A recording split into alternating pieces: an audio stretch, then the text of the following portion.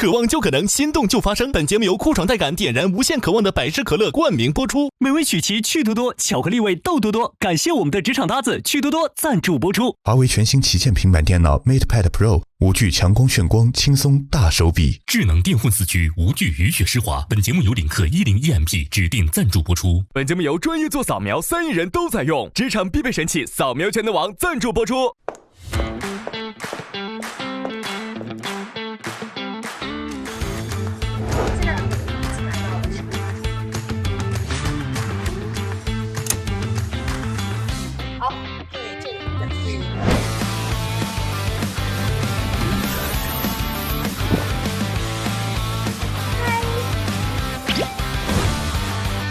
观众朋友们，请看大屏幕。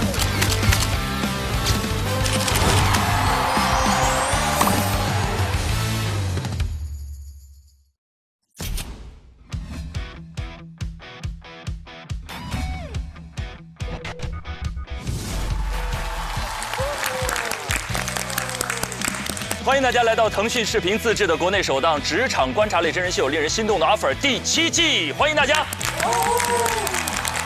渴望就可能，心动就发生。本节目由酷爽带感点燃无限渴望的百事可乐冠名播出。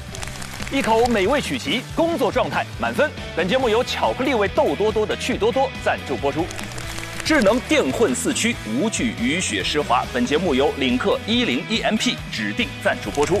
本节目由专业做扫描3亿人都在用，职场必备神器扫描全能王赞助播出。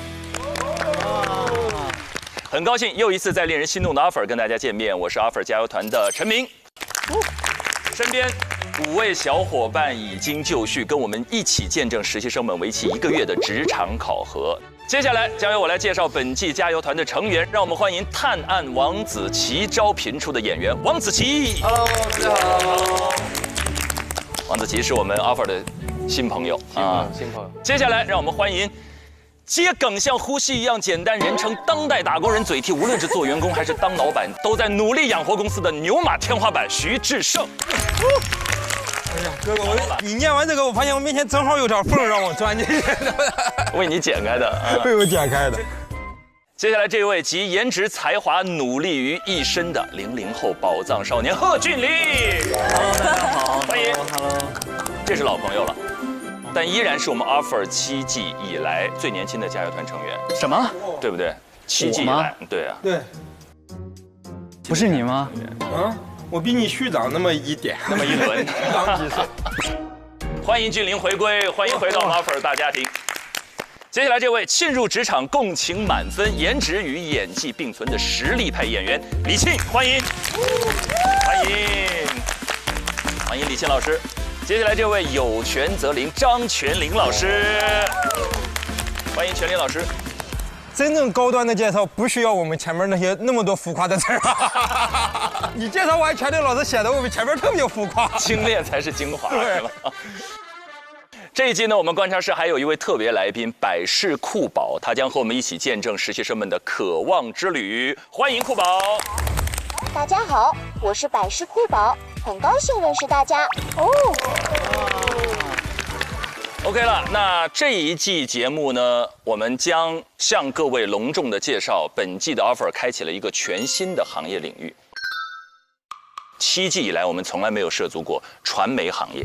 那这一季，我们将目睹实习生们在主持人这个赛道，在一个新的岗位上，用1个月的时间为那个 offer 发起终极的挑战。所以说，他如果拿到 offer，offer 8就主持人就换成他。不排除这种可能，允许大家发起挑战啊！我觉得可以跟前 offer 的主持人打个辩论，赢了就来就行了。为啥是打辩论呢？口语表达嘛，泉灵老师。那说到这里呢，我们今天现场其实正好就有一位播音与主持艺术专业的在读的同学，要想问问峻霖了，当初是为什么选择了这个专业？其实我当时选这个专业，第一个就是因为我自己本身从小就比较热爱，然后也是爱说话嘛。然后公司呢也经常让我在我们公司里面的活动当主持人。然后当时在那个艺考选择专业之前呢，也是正好参加了一个活动的主持，然后那一次的反响也还挺不错的。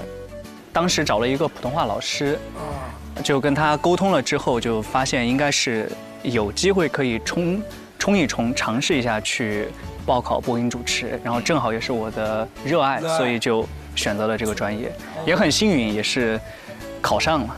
考上，现在读几年级？大三了，大三，马上9月份大4了。哇，你这来这算实习，你知道吗？一会儿帮我开个证明啊。我们也问问其他的，还有这边的新朋友，在你们的心中，主持人这个赛道或者说这个专业，在你们心中大致是个怎样的印象？我就是觉得是一个非常令人钦佩的一个职业，因为需要很强的综合能力、口才能力、知识储备、临时反应能力，我觉得真的非常的专业。然后我印象非常深刻的是，之前有看过一些采访，是倪萍老师在春晚当时有一个紧急的情况，一打开4张空白纸，我脑子嗡的一下子，身上真的是立即鸡皮疙瘩都起来了。我当时对于这个非常的震惊，然后对于主持人这个职业真的非常的敬佩，需要太多的生活经历和职业素养的积淀，我觉得那个让我非常的震惊和敬佩。语言表达、临场反应、生活积淀、生活智慧。对，就这么说，智胜肯定是个非常好的主持人。对，主持人最重要的一项叫普通话标准。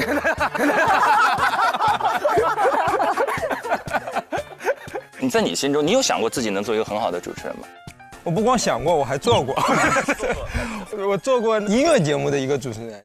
我觉得那个就是你真正做过之后，你才会发现这个他要求的那些东西，真的太多太综合了。这个首先你自己的普通话，这是最简单的。另外一个事情就是你在台上得有一种奉献的精神，因为我们讲脱口秀嘛，平常是把焦点都集中在自己身上。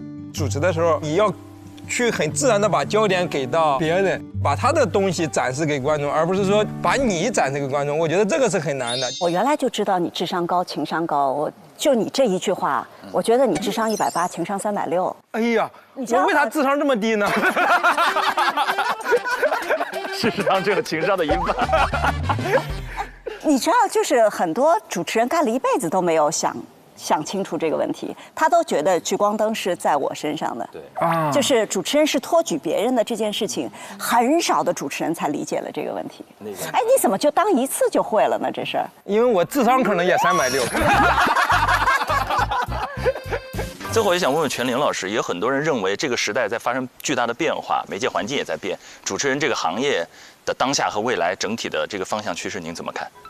我觉得就不管什么职业，心动的 offer 它一定符合3个基本规律，就是第一个特别有未来，比如说你想说10年后，这个职业依然是受人尊敬且有前途的。是。然后第2个原则呢，就是说，哎，我当下如果当上了，我一定能学到特别多的东西，然后让我的个人发展有很多的可能性，能补足我成长的空间。第3个就是你拿到的回报是和你的付出能够公平的。就差不多这3个构成了一个心动的 offer 的所有的元素，对吧？是。我们可以用1季的时间去讨论一下，就比如说，哎，传统我们原来印象当中的主持人，10年以后还是那个样子吗？还是说10年以后他可能就变样了？那我们可以讨论说，哎，你当下到底可以学到多少东西？就是让智胜觉得说啊。要干那么多活儿，那个聚光灯又不在我身上，那个这东西是不是能学到，以及他现在回报怎么样，我们都可以讨论一下。好，全林老师最后说的很好，我们把这个问题悬置在这里，我们用1季的时间来观察，来体验主持人这个行业这个身份，在接下来的10年时间当中，可能会迎来怎样新的朝阳和新的变化。那这一季呢，从今天开起，一批有志于投身传媒行业的实习生将在上海东方卫视开启30天的实习生活。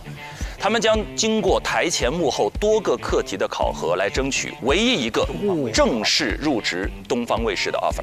当然，我们加油团每期也将通过实习生的课题表现来预测他们的排名。每猜对1次，我们就可以点亮一个渴望灯牌。当我们猜对7次以后，加油团将成功为实习生争取到一个额外的神秘福利。好了，那竞争与合作并存的职场故事又将迎来一次全新的更新。踏入主持人这个行业实习第1天可不是报个到那么简单，他们将面临每个主持人刚入行都要经历的第一件事——试镜。我们一起来看一看他们的故事。哦呦，这么高端，这经典的上海装3件套啊，3件套。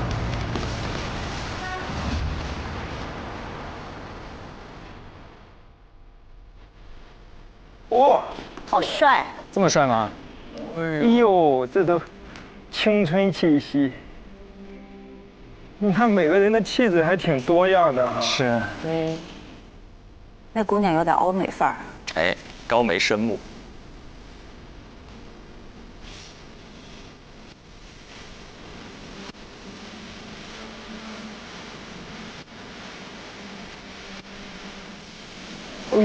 哇，东方卫视。张希，希哥。哇，白许，哇，陈晨老师，我之前还合作过了。周玉姐，吴越老师。哎，我觉得他们至少赚了这个，因为一般实习生进来哪有这4位带教老师？那当然，所以令人心动啊。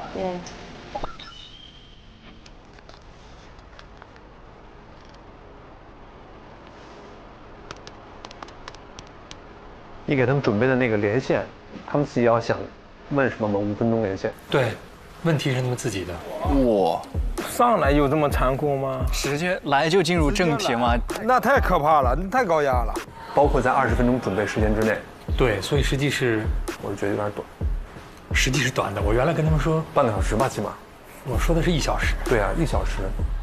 紧张感吧，强压之下看看他们的能力到底怎么样。这个说的是对的。其实那个主持人就是一个强压下的工作。是。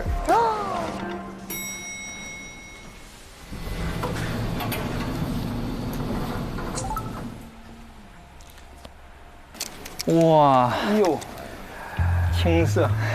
我同学。这个就是你同学？不是，真是你同学？我室友。室友。哦，这么巧，那能讲好多故事。对。老师您好 ，Hello， 我是新来的实习生。Hello， 你好呀，你叫什么？我叫侯子泰。侯子泰，对，我们可以先到休息室休息一下。行，你可以在里面休息一下。好，你是今天的第一个。我是第一个吗？随便挑吧。行。我觉得这种地方就是第一个去，真的是最难的。尬呀，这连个说话的人都没有，而且不知道坐哪儿。对呀。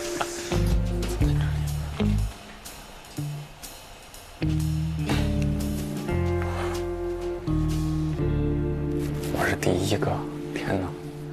下一个，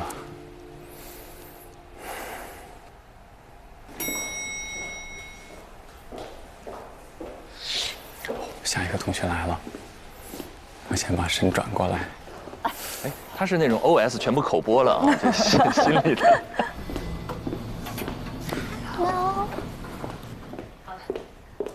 哦，冯琳师姐啊，冯琳师姐，我们学校很出名的哦。她现在在上海电视台哦。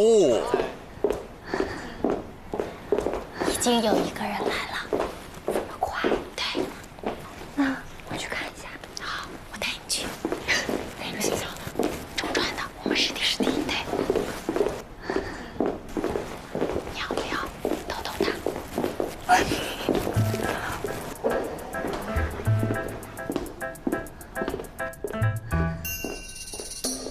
这里是会议室，你可以先休息一下。好。Hello。师姐好。哇，师姐。Hello。你好。干嘛这么商务啊？这个怎么要握个手吗？是。哦，今天又看到你很惊喜。坐吧。坐呀。怎么这么晚？师姐，你是跟我们一起来实习吗？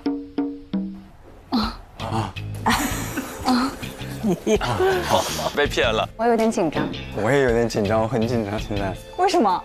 因为就是不知道会有谁来。我不就来了吗？你怎么今天来这么早？你第一个。对。你现在大几？现在马上要上大4。那你们班报的人多吗？您是说来报这个实习的人吗？哎，你叫我姐吧，你别说你。好姐，那个挺多的，我估计是大概都报了。哦，好吧，我不是，我是助教。你有骗到他吗？真骗到了，我特别震惊。我说啊，真的吗？他真的相信了？我真的相信了，真的特别真诚。然后我特别真诚的骗了一个人。所以是我的那句话起了作用。这里是休息室，你休息一下。对对，我以为说师姐是跟我们一起来这个实习的。师姐都不可信。对。好的，你自己休息一会儿啊。我感觉好蠢啊！我问冯玲师姐是不是来实习的？我，这是真的是医生。第二个。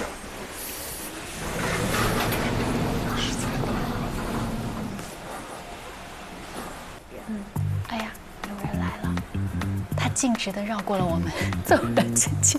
我们不需要去引导一下吗？你看他会去哪儿吧？哎呀，歪打正着啊！哎 ，Hello， 嗨，你好 ，Hello， 你好，你好，高兴认识你。你总是来实习的了吧？对对对，我们坐一起吧，好，我叫王玉，你叫你好，称呼我叫侯子泰。我们先加个微信吧，行，一会儿方便沟通，拉他们群。行。哇，这是社牛。哇，不愧是主持人，破冰4块。咱俩是拿到早鸟票的选手。哦，好呀好呀。你在哪儿上学？在传媒大学。哦，传媒大学。哦，我本科是在中央戏剧学院就读，本科就是播音主持了。哦，中戏的播音专业。这男孩声音很好。然后今年从剑桥大学毕业，学的是数字人文。对。哇，剑桥大学毕业，数字人文，学霸呀。哎，那你是03年几月的？我是03年5月份，我是双子座。双子，对，哎，我们都是风象。我是1月底的，我水瓶座，双子座。哎，那你 MBTI 是啥？INTJ。INTJ， 那你行动能力很强啊。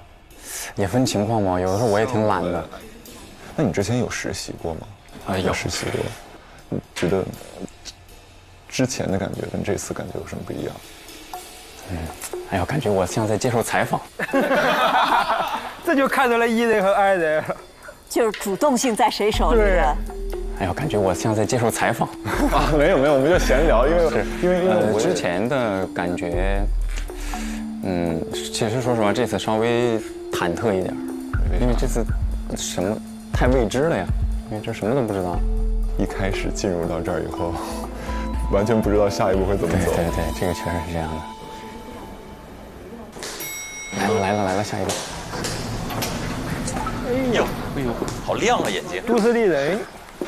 哦，我认识，天哪！因为跟这个我们俩干过。请理解一下。Hello， 你好，是这里吗 ？Hello， 师姐好，师姐好，这个也是师姐，太巧了，师姐好。你怎么在这儿？你怎么在这儿？熟人吗？这不是。熟人。那我就坐这儿了。好的。哇，师姐太巧了，你还记得咱俩是什么时间认识的吗？去年。就是去年的这个时候。哦，就是去年的这个时候，有人帮你送了2份文件。哦，对，确实好像是。对，就在去年的这个时候。哦，看这个艺人怎么加入这种熟人社交。你俩都认识了，那我认识你呗。好，你是？我叫王玉，对，然后我本科是在中央戏剧学院就读，然后今年是从剑桥大学毕业。哦，从剑桥毕业。对，好厉害！我天哪，我一听我瞬间剑桥，我心跳都加快了。怎么认识你啊？啊，我叫李雨佳，你可以叫我雨佳或者佳都可以。好呀。然后我现在是研1在读，我跟师弟一样，我俩都是就是中传的播音系毕业，然后研究生现在在国际传播白杨班读。哦呦，厉害！哦，我知道那个地方，我之前读研的时候想去读那个。哦，是吗？对。啊，那你俩都有微信了？哦，对。那我这样吧，我加一下2个，然后我们3个先建个小群。好呀。哦呦，他好主动啊，很会。来。姐，你喝水吗？啊，没事，我一会儿自己去倒。哇，原来你们都认识。我也不知道，我一来我说，哎，这人怎么看着有点眼熟呢？我感觉是新手村，新手闯进了。没有，你在戏剧学院学的也是播音主持。对。那你应该是几级的吧？我是19级的。哦，那你是我们师哥。是吗？对，我是20的。20级。姐，顺手，谢谢师弟，顺手帮你倒了点。谢谢。太播音生了，真的。就一般接水这个，我们可能上课什么的都会，就是有这样的情况，大家都会很主动的就去帮助别人。你们来很久了？来了也不久，对。所以说每一个人来，我们都很期待，对。那我现在就加入这份期待了。我们就可以迎接下一个实习生了，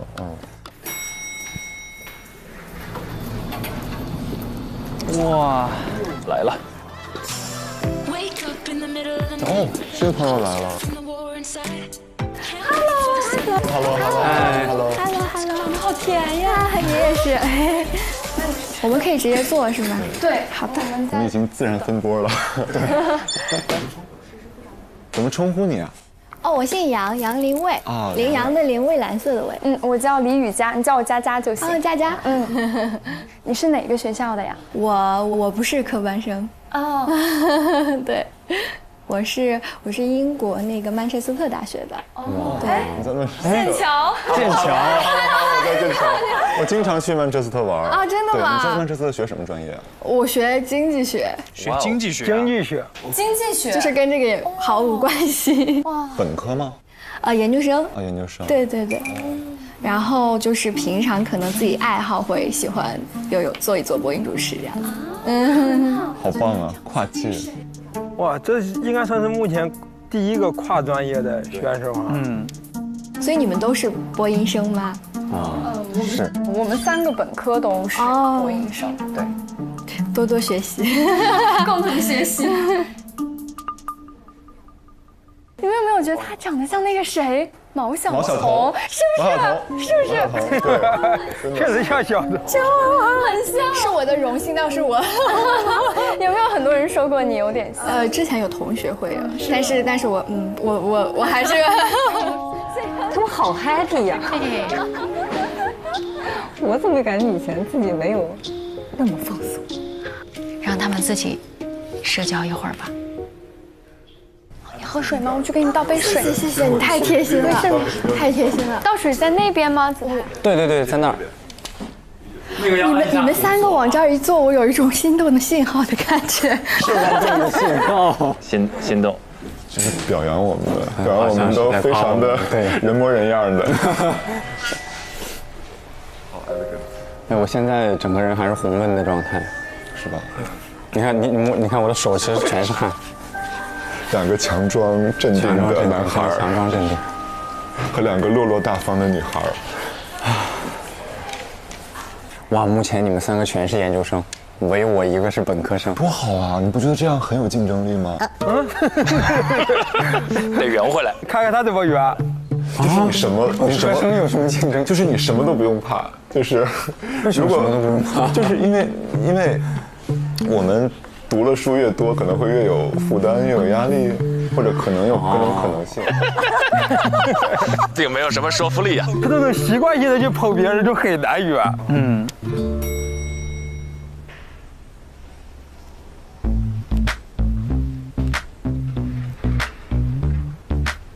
嚯，他这像是在玩密室逃脱。对，他那个像一个女警一样，很警惕。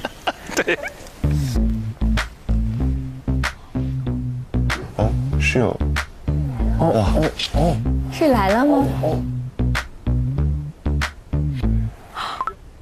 诗又文。又认识同学，又一位熟人。这不是天哪，同班同学。师姐好 ，Hello， 同班同学。怎么懵懵的？这是上海吗？不知道，以为上小课呢。怎么有种到北京的感觉？回到学校了是吧？我毕业了吗？呀，我的毕业证在，对吧？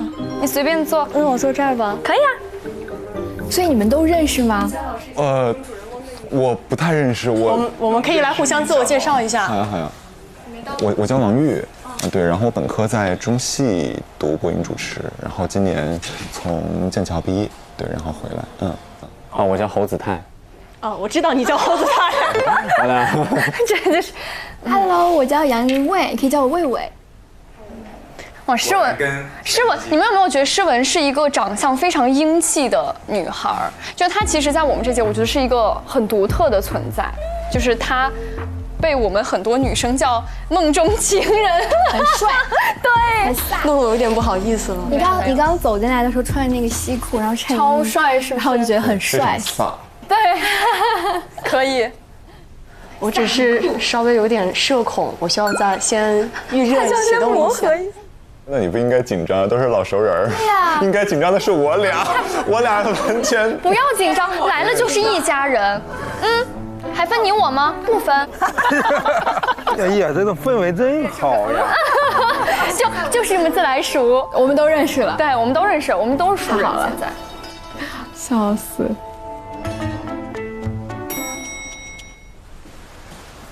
哎呀，又这风风火火的，大步流星，给他很着急的样子，感觉前面的女孩就在防着他呢。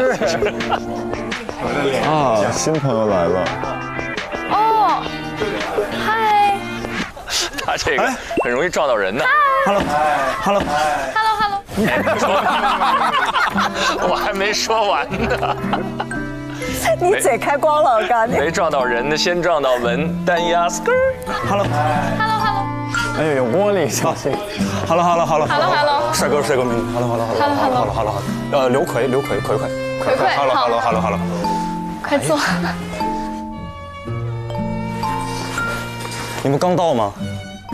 对。我们等你呢。等我？对，因为我们都比较紧张。对。等我叫啥？葵。哦，不好意思。哎呦。所以他和你们之前认识吗？怀疑是你们每一个校友。哦，我不是，我应该跟大家都不是一个学校。哦，所以你是？我南艺的南京艺术学院。对。哦。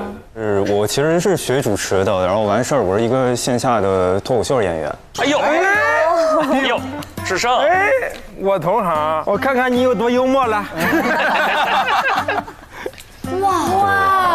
哇哦，也没啥震惊的，行业也不行。哇，他的风格给人一下的感觉就很放松，很脱口秀的感觉。我感觉我肯定刷到过你，刷到过我，绝对刷到过你。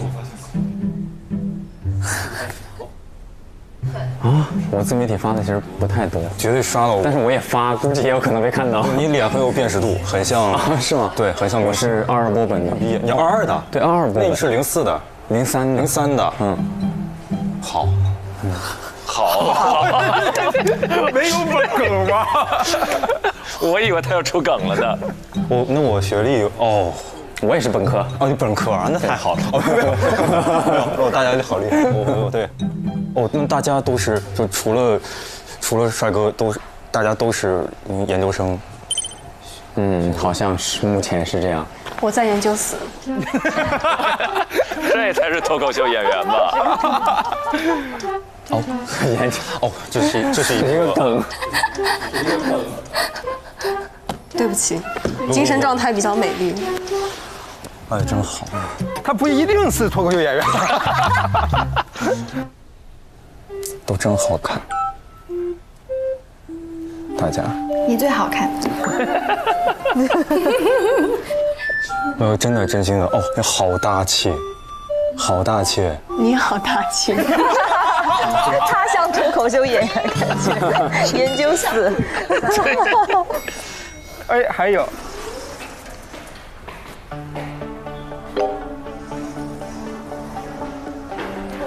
明眸善睐啊，好可爱，圆眼。我们新朋友来了。这里。哇哦，这是熟人吗？Hello。嗨。Hello。嗨。你先坐要不？请坐。对，先坐。我刷到过你，又刷。他少刷点视频，多写写稿的。我刷到过你啊，真的吗？啊，我怎么觉得好眼熟？那你知道我叫什么吗？姓冯是吗？对对对，知道了。我叫冯成朗，可以叫我朗子。朗子。对，朗子，来，坐。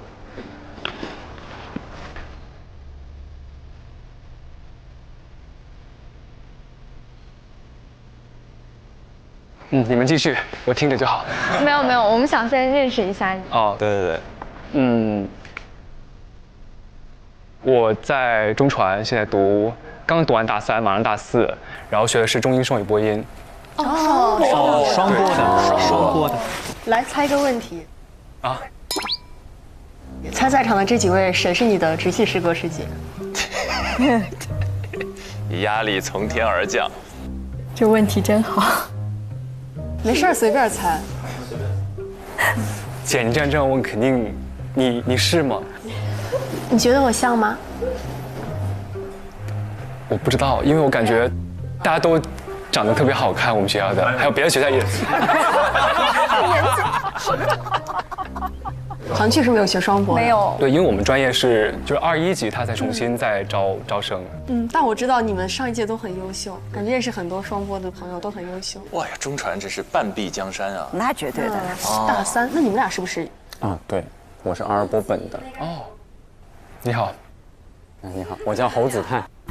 你好，叫我小猴就行。咱们学校也不大呀，为啥我感觉咱俩好像没有见过面一样？可能因为大家不在一个楼。对，那你肯定是我们的师姐是吗？师姐好，师姐好。没。你们俩眼神懂了。哇，真的，对王玉他们来说太难了，这纯熟人社交。对。咱们应该一共是几个人啊？不知道，往期是8个吧？我觉得应该是8个，应该是偶数。OK。压轴，8位到齐了，最后一位。哎，来人了！哇，他是压轴哦 ，Hello，嗨，哇哦 ，Hello，坐，谢谢。你们到很久了吗？也刚刚。还好。因为我来迟了，吓我一跳。我叫庞征，对，一个很刚强的名字。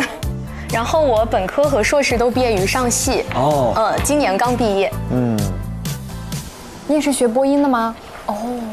是。你不是学播音的吗？我也是。可以你先介绍。我不是学播音的，但你很漂亮，像学播音的。谢谢，我又愉悦了。他们之间的相处都没有那种小心翼翼的一个过程哈，没有，都很直接。我叫杨林卫，你可以叫我杨卫卫或者卫卫都可以。好。我叫刘奎，然后就叫我奎奎就好了。他们叫我大耳朵，我从小。就是一个是小时候被训揪耳朵揪大的，第二个是因为揪着耳朵就会动了。你可以动一下吗？但是我可以控制左右，按照节奏动词打词。你可以分开。对，你们可以操控一下我。来，这个之前有进行了吗？没有，我也说大头，我才想起来我这个技能的。好，但不太像人。你看，来。不是，我感觉我像考官在考他。对，你像那个动物园面试的。来。确实。天哪！一下子大家就记住他了。对啊，坐他旁边好凉快。这么大幅度，伤感冒了。伤感冒了，也夸张了吧？这是。他反应很快。天哪，好厉害！这份 offer 我就收下。但是你不觉得这个很厉害吗？就是只有你有人物，就别人都做不到，就只有你可以。的确也不是人类的技能。欢迎大家去南京红山动物园看我表演，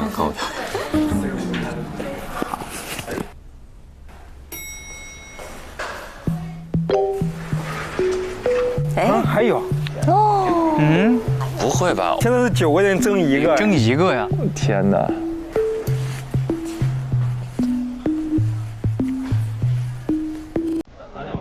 其实主要是讲做什么，因为有很多跟业务有接触。是干编剧。哦，还有 ，Hello， Hello，Hello，Hello，Hello，Hello，还有，哎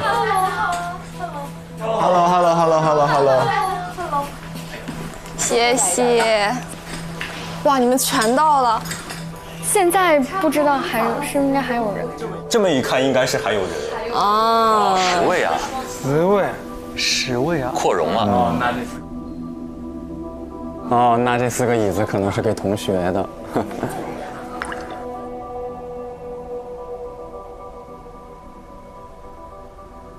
怎么称呼你？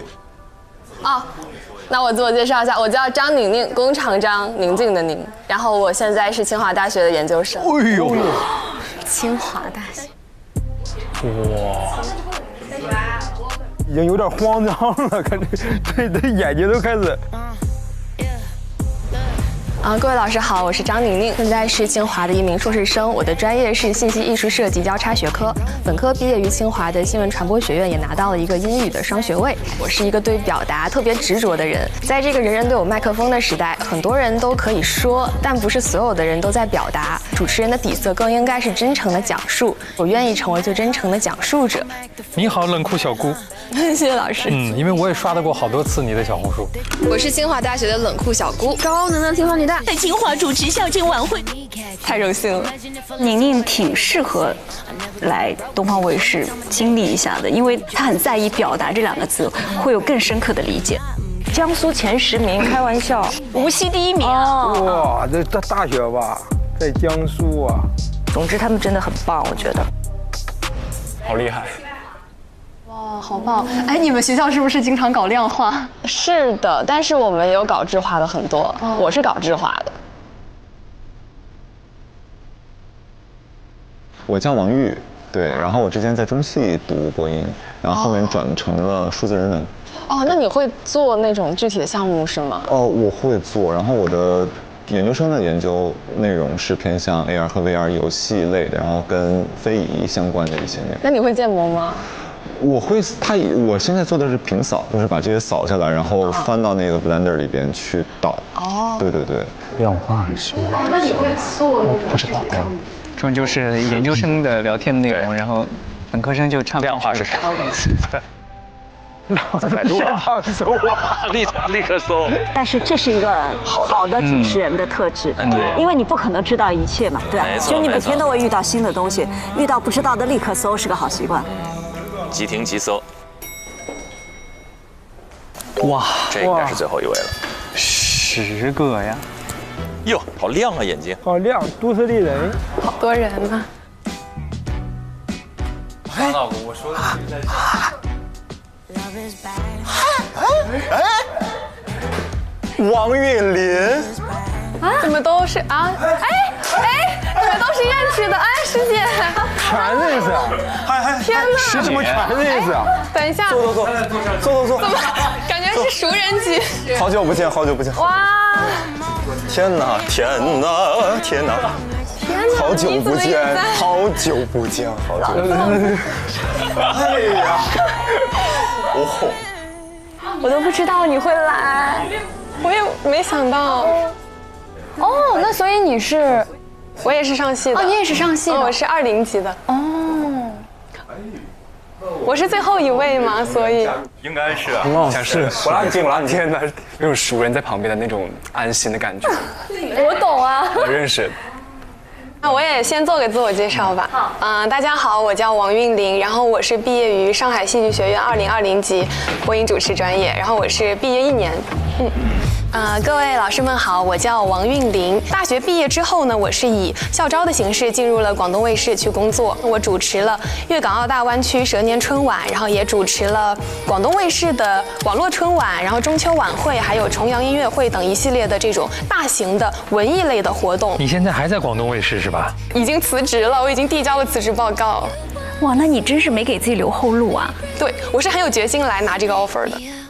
哇，辞掉了广东卫视，很高兴认识大家，都非常的优秀，非常的帅，非常漂亮。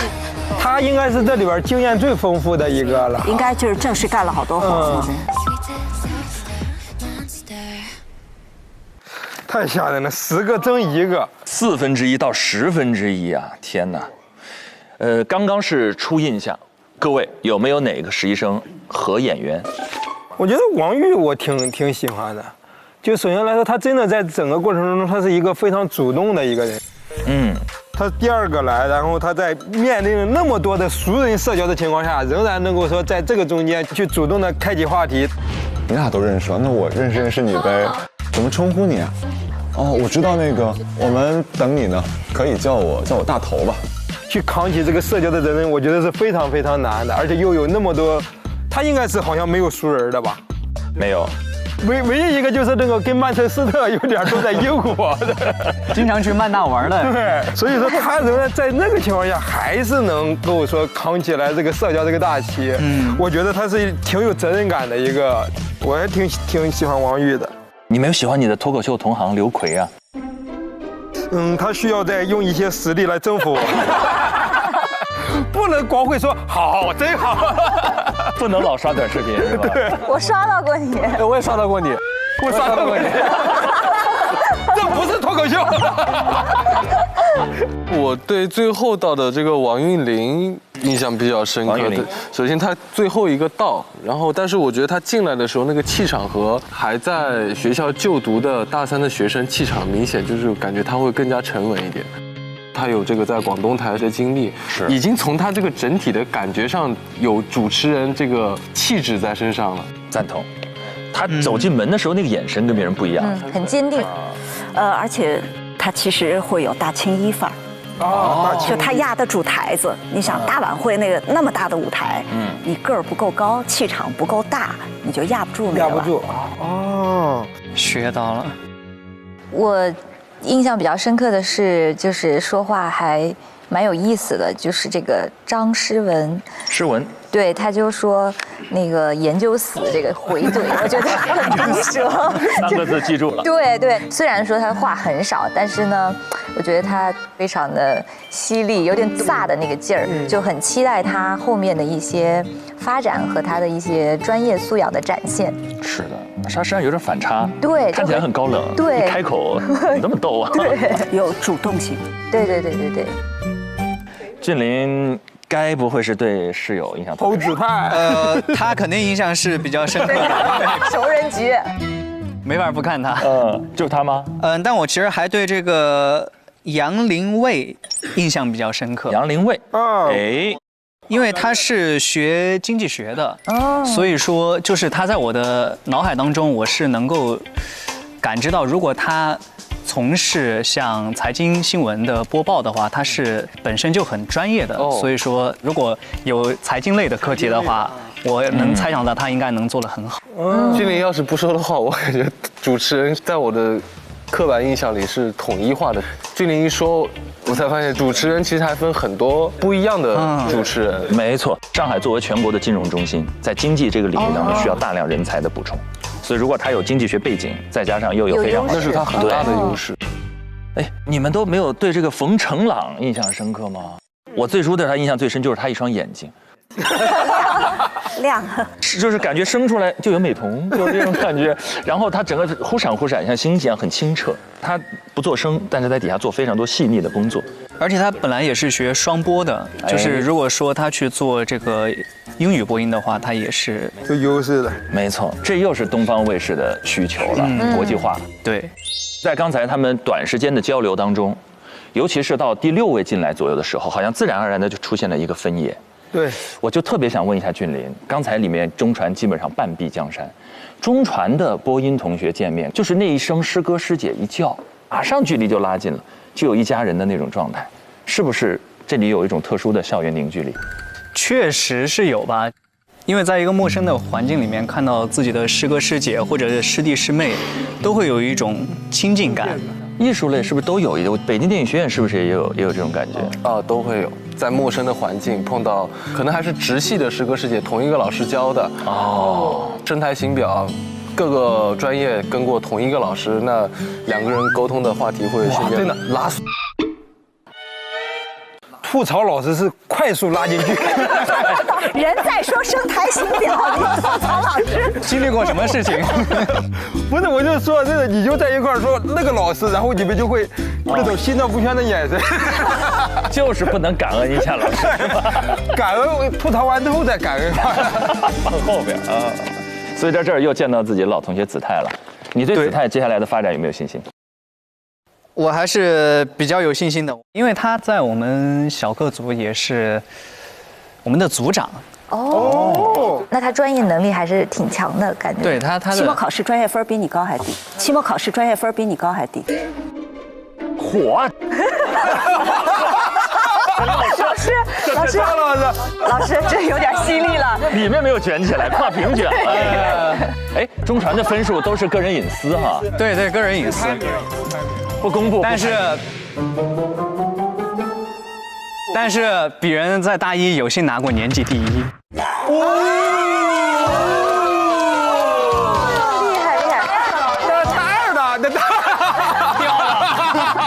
大二就发现太难了，掉了。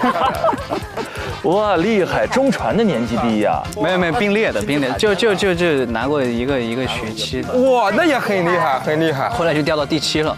哦，你第7叫掉呀，我那叫突破进了前10。厉害，绝对厉害。因为中传的播音在整个这个行业当中就属于金字塔塔尖。哎，我问一下，康辉老师是不是就中传？对啊，大师哥，知名校友啊。你们帮我们介绍一下中传有没有你知名的师哥师姐？我太多了吧，太多了，随便数一数。我帮你数就好了。像那个尼格买提师哥，尼格买提，什么蓝雨姐，然后康辉老师，哇，金龟子老师，白岩松老师，对，李丽红老师，哇，还有贺峻霖。这是凤吧？这是凤吧？我还容得下我吗？太吓人了！我一下子给我整出汗了，一个坐着的节目把我整出汗了，一下子。现在心率应该上去了，160了已经。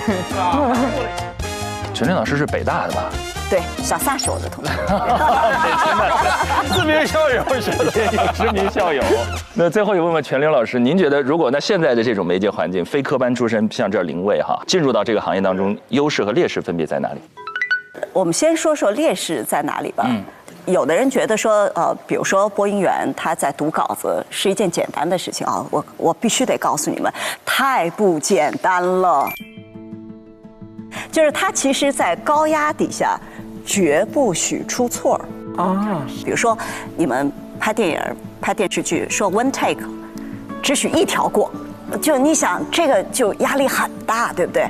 而且呢，他又是那个镜头都没有远景。一个近景怼在你脸上，你出错了之后脸上都不能尴尬，因为尴尬你就出了第2个错，对不对？没错。所以这种训练还是需要用时间去积累的，这是我们没有经历过的。突然把你放到那个位置上的时候，其实是有恐惧感。没错。那我们的好处是什么呢？我们的好处是，其实我们会把在别的行业里面的一些经验。然后那些初生牛犊不怕虎的那种，愿意去跟人聊天，愿意真诚的表达这件事情放进去，所以我觉得其实各有好处吧。没错，那我们也看一看，这里有科班有非科班，当他们面临他们第一次挑战的时候，呈现出怎样的镜头表现？来，一起来看第一段 VCR。哇，好期待，好期待。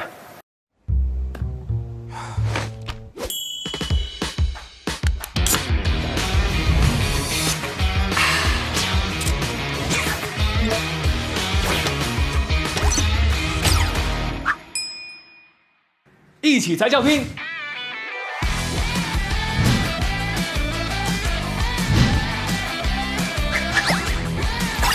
百事一起拼，渴望就可能。等会儿还会考试吗？我觉得应该会有考核吧。会考什么？上戏。天哪，我紧张的不行。他们来齐了没啊？来齐。好。哦，你看，这就是这种置身事外的，这很松弛。对，我最喜欢当这种角色。我们看一眼吧。来啦，布置任务了。来了，来活了，漂亮，来人了。那我拿我。师姐好，师姐好，师姐好。哇，全是素人呀！坐，天哪！坐吧坐吧，好正式。欢迎大家，欢迎大家。那我们俩做个自我介绍。好的。我先来吧。我是郭凯旋，是上海广播电视台融媒体中心上市编播部的，也就是新闻综合频道的主持人。欢迎大家来到这里。大家好，我是凯旋同事，我是东方卫视的主持人冯丽。然后这次呢，我们俩都是以助教的身份跟大家一起度过这段时间。好，那首先要恭喜各位进入到最后一轮的面试。那这次面试的我们的考核环节是试镜，2个类型。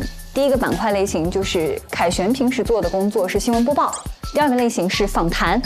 哦，新闻播报和访谈2个方向，这2个差别还是挺大的哈。如果大家选的是新闻播报的类型，需要2组队进行一个完整的节目，然后这个节目整个的呈现是15分钟。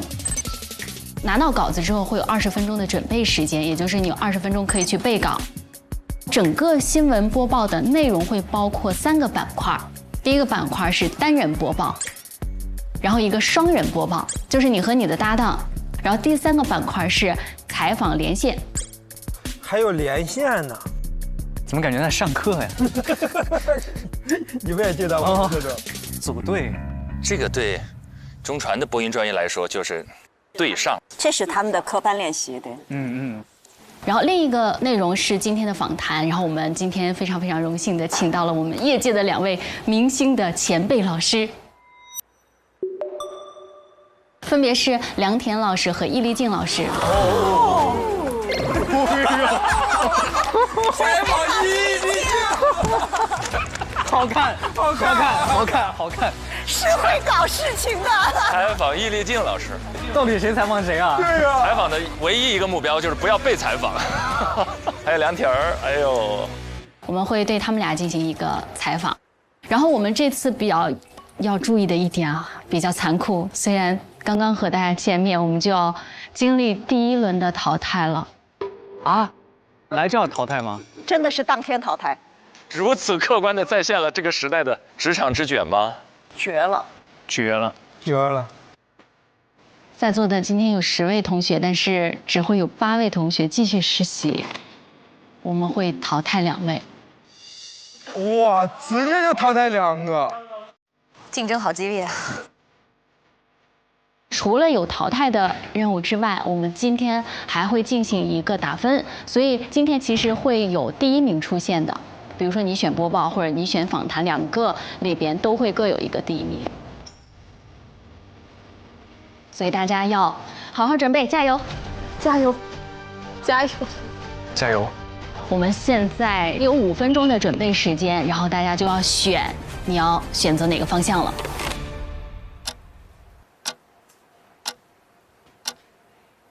你想好选什么吗？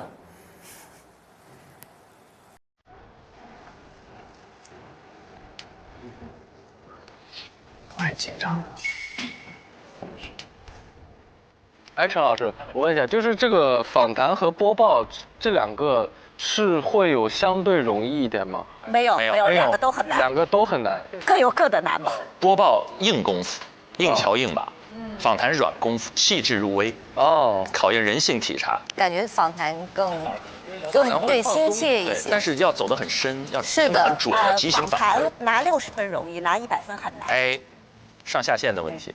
访谈的未知性是不是会更大一点？对，随机要求非常高。随机他可能根据嘉宾的反应对，做出而且又是易立竞老师的，受访者的这个太吓人了。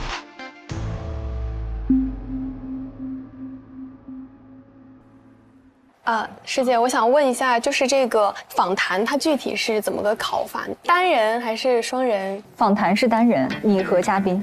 好的。师姐们想问一下，访谈的时间有这么一个20到30分钟。好的。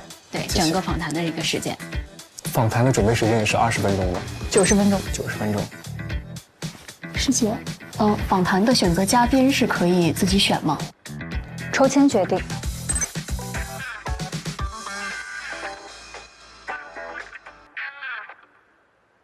我不知道能不能问，就是淘汰机制是打分的最后2名，还是播报和访谈各淘汰1名？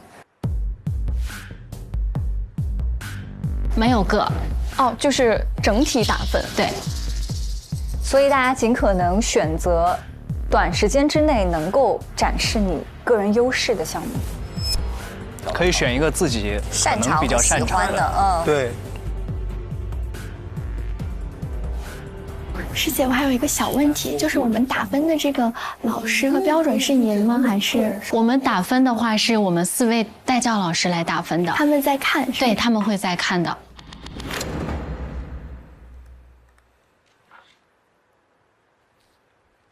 各位老师，实习生都到了，要不然我们去小会议室。我是上海广播电视台新闻综合频道主持人臧希。上海中心气象台就发布了今夏第12个高温黄色 World 2025，今天起到本周日，在上海国家会展中心，我们将带您全程直击神舟14号发射的全过程。我是一个爹味儿很浓的带教老师，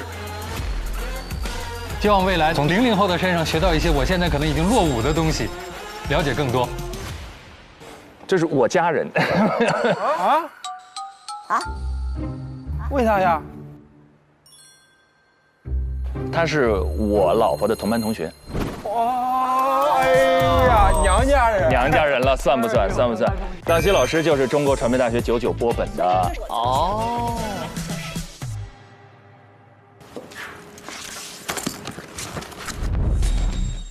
我是东方卫视的新闻主持人白旭旭。我是白旭旭，我们在上海电波室向各位。16号正式余杭部分小区被集中爆出自来水异常。相关这些调查需要回应哪些公众非常关心的问题？时间8。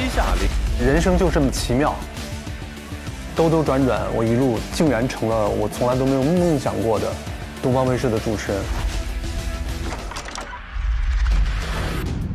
在这里开启了全新的一页。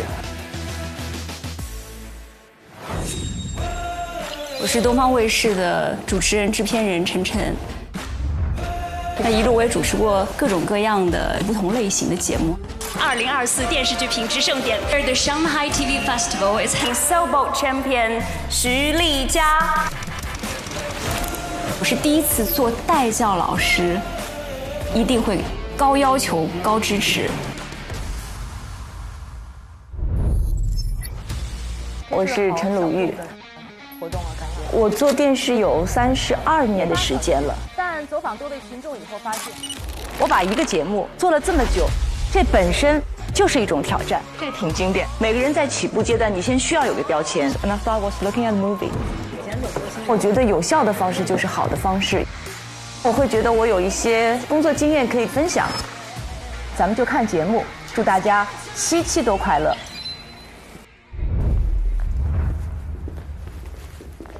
哎呦，他们应该都已经到了10个人，大家觉着他们访谈和新闻会怎么选？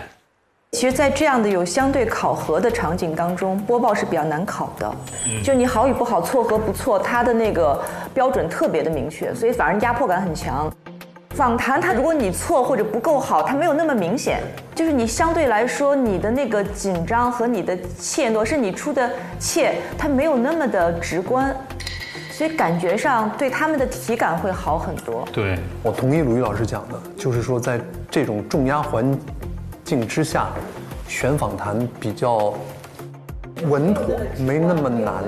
我觉得啊，如果对自己的综合能力比较自信的人，其实如果是我的话，我会选新闻播报，因为它是一个综合能力的体现。就是访谈它其实就缺了一块嘛，对吧？我看过他出的这个播报题，我是觉得是真的难。你出的？他出的。所有的稿子是我选的。他出的。臧老师牛。因为都是平时我们节目上用过的，我觉着有一些日常的这种可以有生活接触类的，但是比如说像脑科学的那一条，实际上有很多专业名词。哎妈呀！哇，脑科完了。是的，这种都很难。科学什么杏仁核、屏状核啥的，这。难点第一在脑科学，第2在5分钟连线，第3在2分钟即兴编后，这是在播报环节当中最难的3个部分。而且，他认为应该给他们大概1个小时的准备时间，我也觉得这是比较合理的。但实际上他们最终只有20分钟准备时间，大概15到20分钟的准备时间。但是最终选择的你口播的部分，稿件大概就已经有5到6分钟了，每个人语速不同，也就是说你把稿子念一遍就已经过掉1/3的时间，还剩下10分钟，你要去准备一个5分钟连线的内容，你要把这个话题了解、消化、组织完问题，这本身就是一个很难的过程。如果有一些同学希望再把这个话题维度拓展，还要搜索资料，就会变得更难。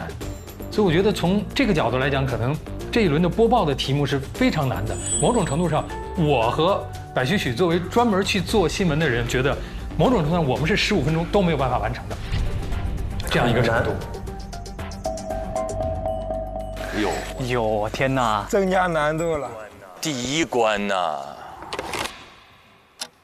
好了，我们时间到了，有准备好的吗？5分钟开选。第一个，好，那你先来吧。刘伟会选。我是直接在这里写名字。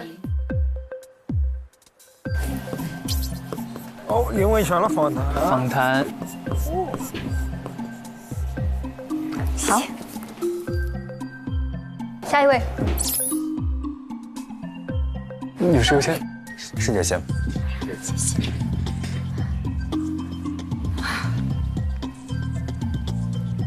哇，都选访谈。不会都选访谈，然后新闻播报就一个人。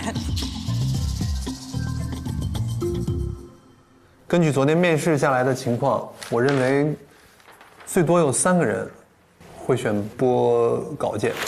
对，播稿难，非常综合。广院那2个第1、第2名，我觉得有机会。中传向的有可能。张诗文和那个李雨佳。各位老师好，我叫张诗文，本科和硕士都是在中国传媒大学，本科主修播音主持艺术，辅修新闻学。绩点第2名，保研到了中传，继续就读播硕。哇哦！第1位实习生起点就很高了，非常棒，真的。各位老师们好，我叫李雨佳，我的本科和研究生均就读于中国传媒大学。去年以绩点和综合成绩第1的成绩进入了国家重点实验室白杨班学习国际传播。哇，综合成绩也第1吗？绩点也第1，综合也第1。你就是传说中的第1名是吧？你的一个同学说了，对，我们已经面试了第2名。对，我是那个传说中的第1名。然后我在本科阶段，我也获得过像国家奖学金和中央广播电视总台奖学金。在将来，我想成为一名具有国际视野，同时也具有融媒体思路的一个新传媒人。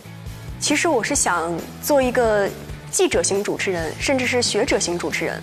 我想让自己成为一个媒介，让我身体的所有部分成为表达本身，让我的所有经历，我见过的天地众生一一流过我，以石乾坤大，流连草木青。这一下子我就听出了他的这个专业能力强。2个都是很要强的。这一届的实习生将会是表达能力最强的一届。真的非常好。张诗文选新闻，张诗文、李雨佳、侯子泰，这3个是选新闻的概率最高的。哎，昨天吐舌头的谁来着？吐舌的是侯子泰，他是抿嘴唇是吧？这样，不是抿，是舌头出来了都。哦，这就每个人上镜多少都会有一点点小问题，但一个重复性的小动作出来，这个就真的是到最后就会变成强。侯子泰，我还真不知道他会选播报还是选访谈。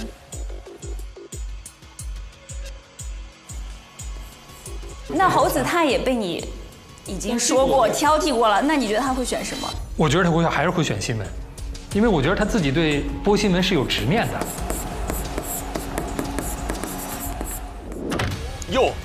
播报，第1个播报，勇敢。第1个播报。因为我觉得他自己对播新闻是有执念的。下一位，那就我来。雨佳这肯定是播报。果然还是对自己非常非常有信心的。谢谢师姐。王玉，我觉得有可能是访谈。我觉得他会选新闻，不知道为啥。哇，哎呦，厉害！下一位。来了，第2来了。毫不犹豫。哇，新闻赛道很卷啊！新闻赛道很卷。一转眼4个了，超出预期了，这个新闻赛道。叶老师的这个威慑力。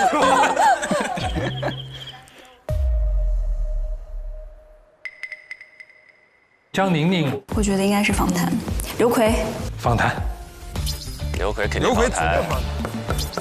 哦，年轻人。冯程朗，访谈。访谈。我也觉得。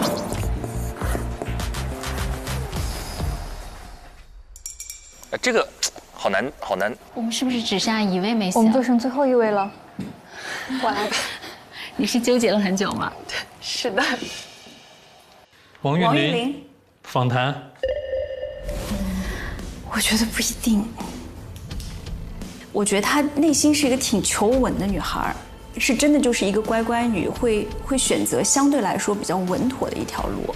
我是觉得她的确觉得在原来的位置提供不了她想要的舞台，她其实渴望一个更大的一个舞台，就肯定这个舞台她会觉得一切是更符合她的那个想象嘛。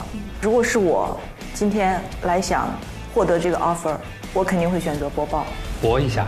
对。我感觉他会选播报。播报吧。来都来了，换个赛道。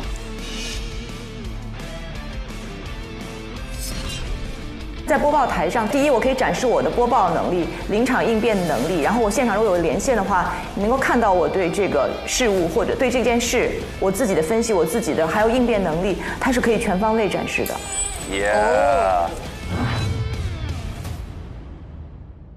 哇，真好，5比5哎，5个，期待。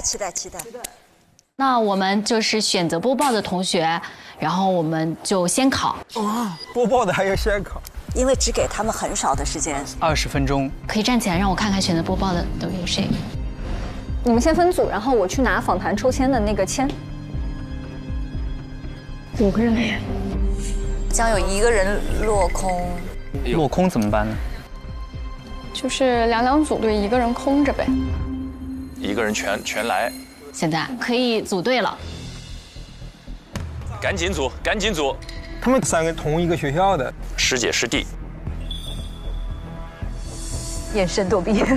他想同一个学校的组队。我能吗？既然咱俩目光对上，那就咱俩吧。好的。哎，坏了，他们仨就会有一个单独播报。那要一起吗？不，赶紧上啊！可以啊。我1个人吧。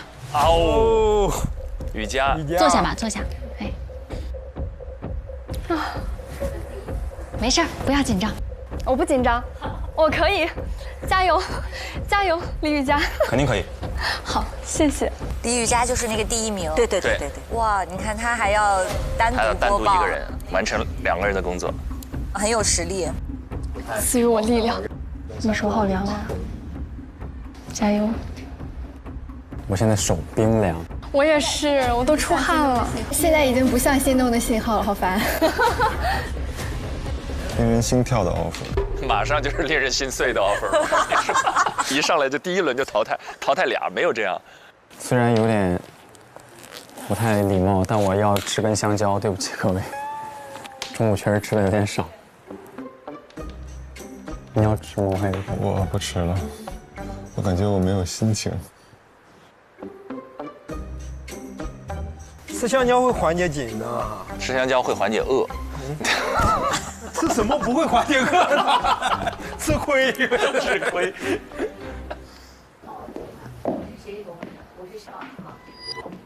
我们就准备抽签了。访谈抽签，签里面会有2个内容，一个内容是访谈对象，还有一个内容是你们的顺序。好，抽签呢？谁会抽到易立竞？你们就按着顺序来吧。谢谢。大家可以看一下手中的签，抽到梁田师姐的是先进行访谈。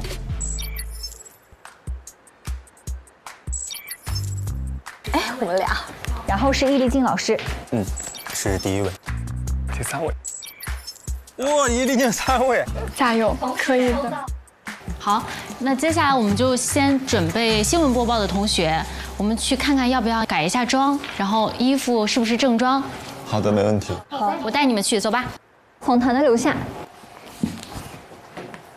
咱们3个波本的全在这儿了。都选新闻，那这一下子有点关乎中传部分的颜面了。为学校而战，这么上升吗？俊林在这已经不同意了，说你凭什么？别，太可怕了，不聊了。你们是一级的，对不对？不是，我是二的。他是师弟，我们俩是一个班的。对，哦，同班同学。对，还是一个小课组的。对。好，走吧。这边是等会儿我们要上去播报的地方。好的。然后这边有我们的剪辑室、化妆间、录音间。我们先在化妆间看看要不要改装什么的。你们可以自己先调整一下，休息一下。他们一会儿过来给你们拿东西啊。好的，谢谢师姐，拜拜。我们争取我们5个人都过，好不好？加油加油！3、2、1，加油！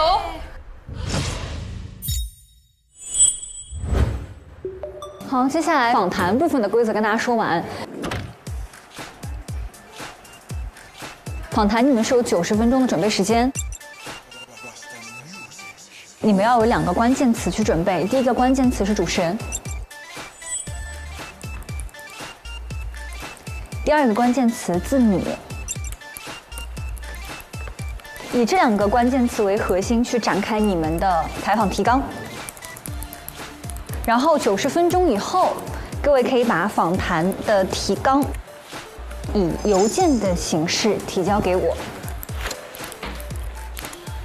好。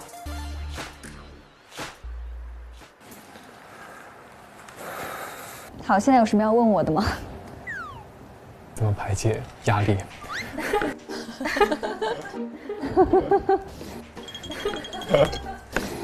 你抽到是几号啊？我是3号，我是最后一个，易立竞老师的3号。没事，你先看1号就没压力。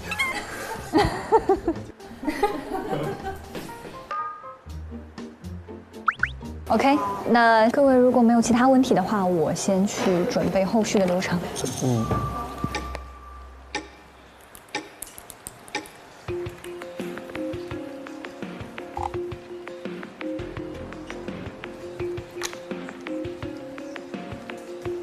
这1、2张钱，但是心态也很好，从来没想到要现学呀。大家好，我是火上浇油队的易立竞。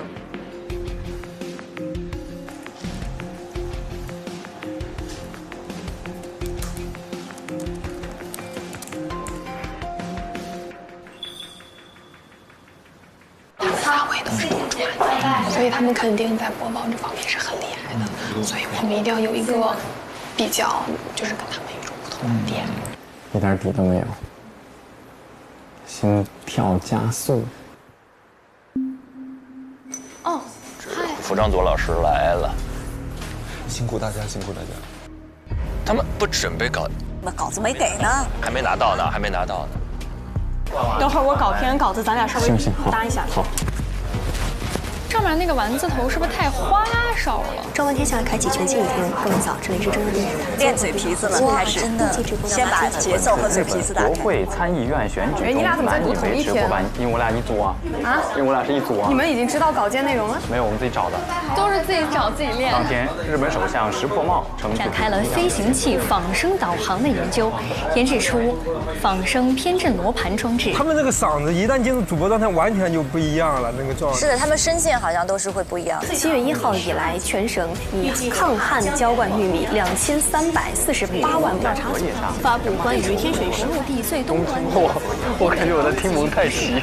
各个新闻频道瞬间是吧都来了。平静先行先试。结果有了吗？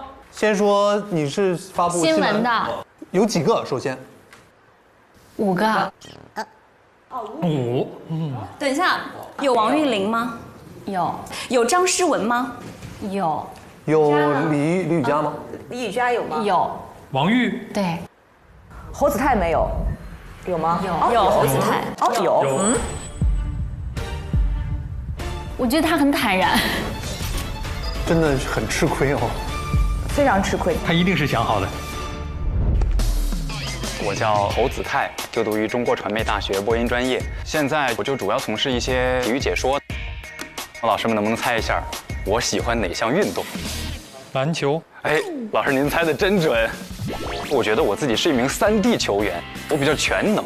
大家可以看现场报道小篮球赛，轻松成为孩子王；实地探访国家体育总局，科普全民健康知识；在演播室当中搭档专家，戳破运动与健康的谣言；在体育课上担任课代表，学习一项好玩又有趣的体育运动。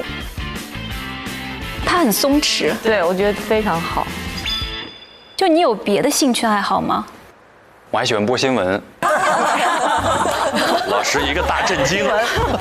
播新闻已经变成一种爱好了。播新闻是你的爱好啊？我曾经其实对播新闻这个事儿啊有一点误解，我觉得它是一件没有那么难的事儿。结果我在播的时候，老师们在下面笑。老师说呀，说你现在这个在体育频道干多了，你这个现在就大时政大稿播的像体育解说一样。当时把我跟那个老师都逗笑了。确实是在新闻播报方面有失严肃性，他的语言状态可能会不一样。你把你自己简历念一遍。对，用新闻的状态念你的简历就好了呀。新闻不是有播简历这么一个吗？哦，这个太难了，念自己的简历有股羞耻感。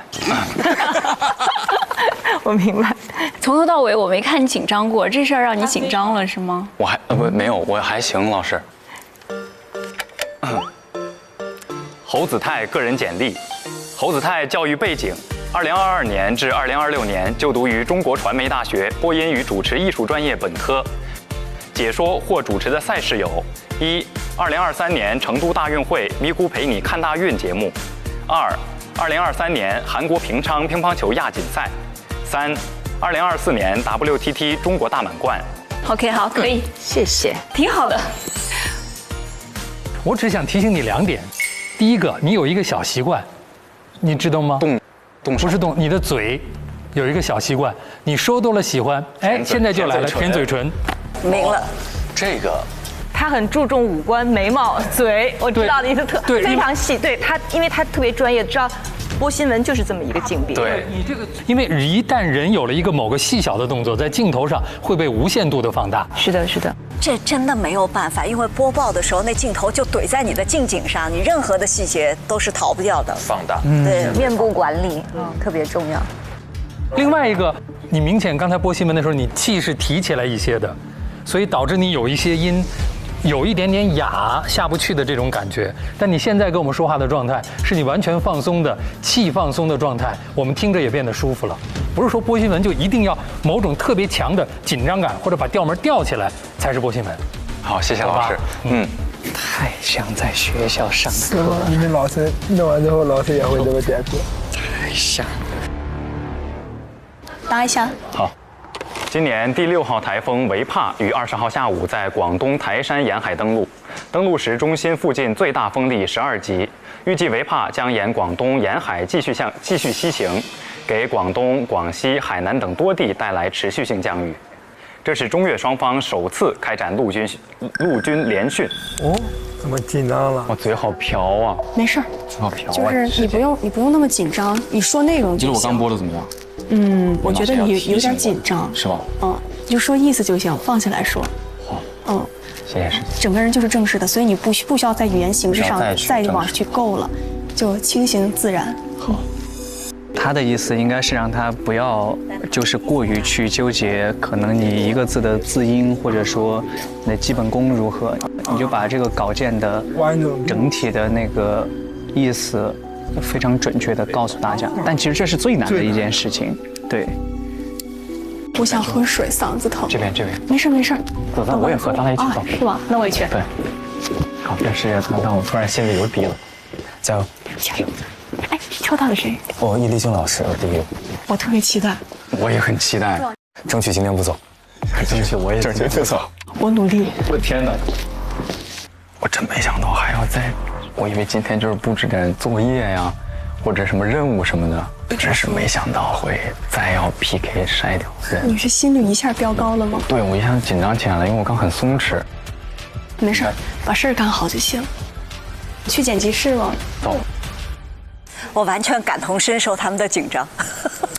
小贺都已经不行了，小贺。这跟我在上学的时候一模一样。已经准备找一个机会亮红灯录一段了，我感觉。歇会儿，歇会儿，捋捋自己。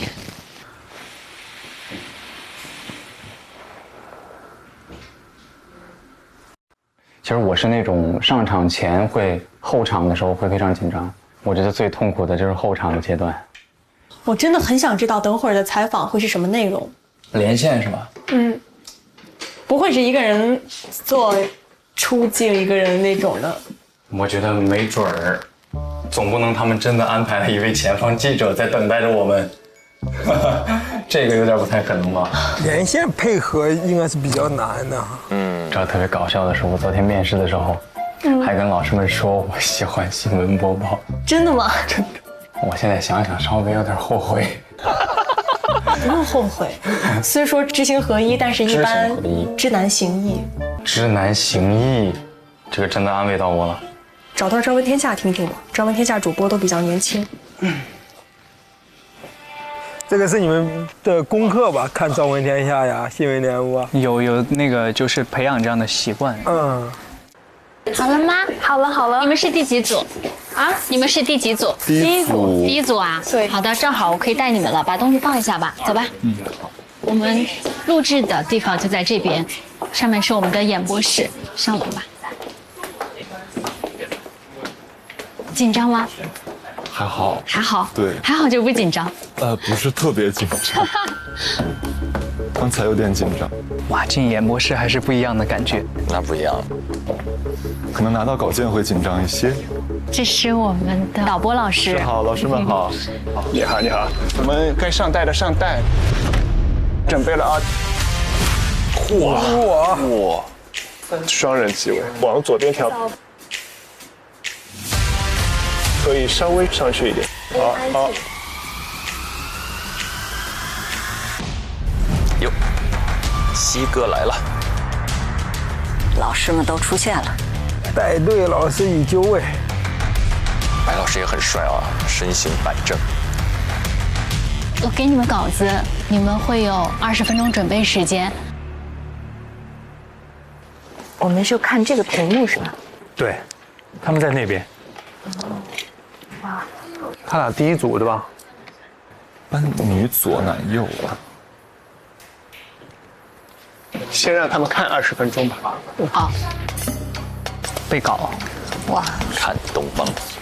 好正式啊！然后我要提醒一下你们俩，我们的稿子可能会有语病问题。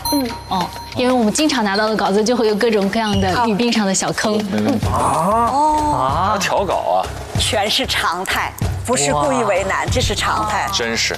跟他们说过这里面可能会有错误吗？说过，对，他们的稿子都在，跟我们拿到的只不过就是在他们当中没有把错误的地方标出来。两位，我发现一个小小的问题。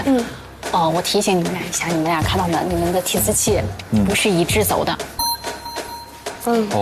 懂吗？快了你就停一下，然后接着再按一下，它就可以继续走了。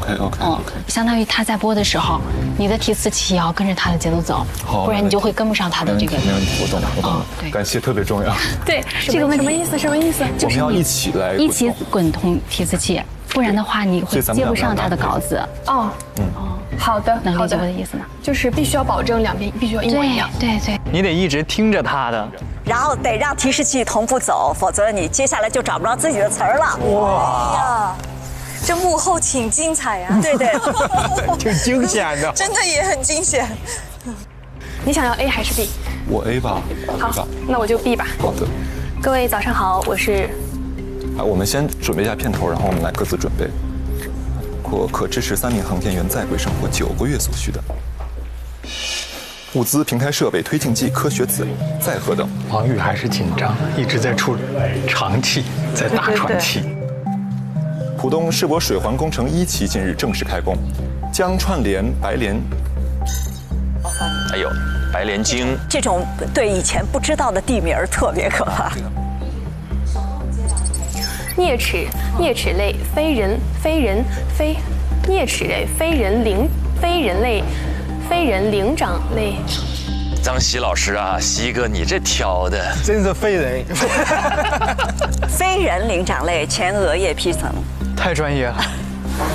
哇，它这个其实还挺难的，其中包括我国科学家在世界上首次绘制了非人灵长类前额叶皮层了非人灵长类，我天哪！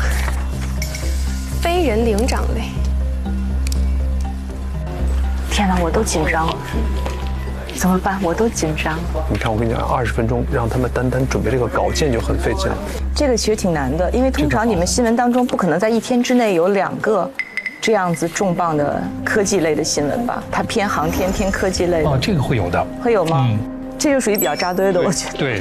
全都是长难句、专有名词，把几个领域全部都汇成一块儿了。对，所以这个真的难度蛮高的。根据任务规划，目前在轨飞行的神舟20号航天员乘组，预计将于10月下旬凯旋归来。他没有把那个错误改出来，凯旋归来。凯旋和归来不能并用吗？凯旋就已经有归来的意思了吗？不，我觉得这些就要求太高了。就凯旋归来，这挺顺口就说出去了。对，但是确实就是一看到你会觉得有点刺眼，对吧？我觉得如果他们能挑出来会很好，挑不出来我觉得也没关系。会是一个主要问题，对。如果说中间还埋了这点小陷阱的话，对他们要求太高了，20分钟啊！而且关键是随时下边还有人给你打分，这个压力。最近年轻人中出现一种新的服饰消费趋势，在童装品牌里寻找属于自己的舒适穿搭天地。世博水环分127工程分段推进。前沿、产业趋势与全球治理的最新实践。本届世界人工智能大会聚焦 AI 只有2分钟了，计划20年6月全部建成，团上有42座口袋公园，4座城市公园。建成后，它将可以完成了陆家嘴水环。那么连线2位是怎么分配？是谁来连？我来连。我准备了一些，就这样，我准备了一些问题，然后呢，我先问一个问题，之后你可以继续问，然后如果说你有些问题的话，你可以抛给我。好的。是2位都要连线的是吧？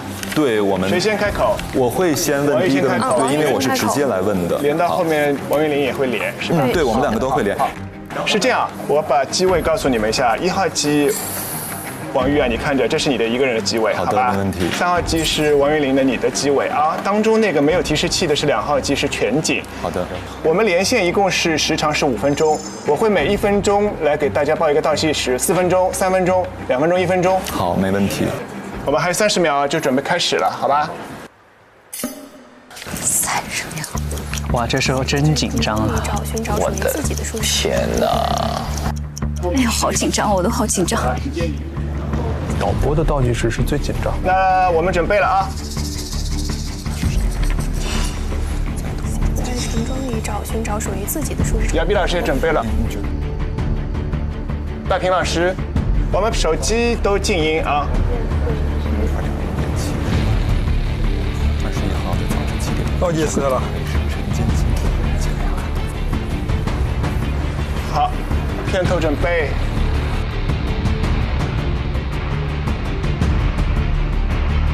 3、2、1，哎呀，确实紧张。这个不身临其境，不会有那么代入性的体验。新闻播报跟其他的还不一样，综艺节目录制，因为它有剪辑、有后期，对，但真的直播，它就是那一下，就是那一下。各位，如果你们有的选，新闻播报、人物访谈，你们会优先选哪个赛道？人物访谈吧。为什么？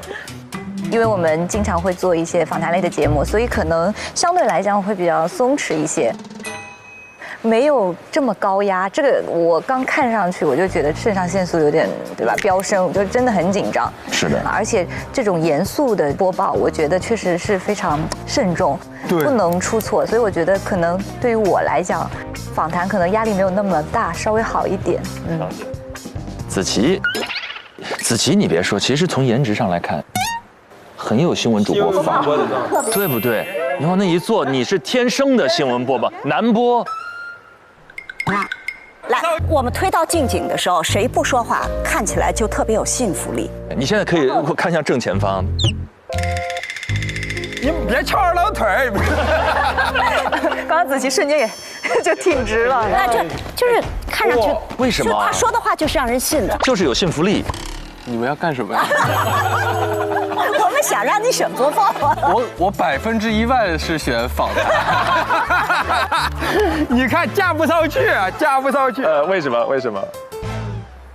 我其实，在艺考的学习阶段，也接触过一点点那个学播音主持。我记得当时我们学的时候有一门课叫即评，即兴评述。对，我做了2次即兴评述之后，我就彻底头大了。我对于这个现场的阐述啊，还有对于这个事件的这个怎么去转述给他人去听这一块，我真的做的特别差。哇，你传八卦传的挺好的，特别是传你的八卦啊。我们来问一问专业的人，中传大一。又来了 GDP 第1名的这事儿不提了，咱们不提了。你发自内心，如果真的你在那个场景当中，你会选哪边？我其实会选访谈啊，因为我个人啊，就是我喜欢和别人交流，我特别喜欢在访谈中去挖掘别人的故事，我希望他能对我放下他的防备心，然后把他最真诚的一面告诉我，把他想通过我传递给他的受众的信息，能够尽量减少损耗的传递给他们。就是我认为这是一件对我来说很有意义的事情。哎，这是真的，你可以让所有的访谈者，就被访者卸下防备，卸下防备心，掏心掏肺跟你说话。而且君临他看人的眼神就特别的真挚和真诚。对，你看，哎呀，不行了，我都跟你说，你想为啥？志胜，你会选哪边？我很难选新闻吧，新闻都很难选我吧。那个新闻有个字儿叫严肃性，我可能就播那个严肃性，可能就没了。哦，就播的像假的似的。那你播娱乐类的，娱乐新闻会好一点。哎，那可以，那可以。贺君临同学在大一考试中，哎呀，求你了，求你了，这事儿今天过不去了，这一季都过不去了。哎呀，要不换身衣服吧，要不都湿了，感觉。哎，全林老师要选的话，访谈对不对？我选访谈的原因是这样的，访谈那边看上去哈，就是你拿60分没有那么难，因为你只要开始聊、开始提问题、开始追问，好像60分就在那儿。但是你要做到100分非常的难，因为你得了解人性，你得有及时的好奇心去挖掘背后的问题。然后呢，但是新闻播报呢，它这儿不光是播报，它后面还有连线，还有即兴的评述，所以这就意味着说，它其实要求一个非常综合的对新闻的挖掘和理解能力，包括语言功底。但是新闻播报可怕的地方在于，就它不是60分及格，它不让你扣分，就你就得100分，就得100。99分就意味着你有1个瑕疵，98分就意味着你有2个瑕疵，及格线就是100分。所以从拉开分数的角度，访谈，如果你对自己有自信的话，是不是应该选访谈？访谈反而能把上限往上拉。对。但是的确都非常的难。刚才在说这个20分钟是不是一个特别急的那个稿件？我给你们讲个故事。来了，急稿来了，急稿。对，就我历史上我见到过的最急的稿件。罗京老师还在的时候。哟。哦，然后有一年大事正稿，17分钟大事正稿。开播的时候，他手里只有1页传真纸，传真纸上到处是手写的气球，就改的稿件。很多气球意味着它的词序有很多颠倒，句子跟句子之间。然后他播这1页的时候，传真机嘟嘟嘟嘟那边在吐第2页，大气球。这是一个时政稿，你不能用口语播报，我的天，你完全得用时政播报，有大量的人名儿，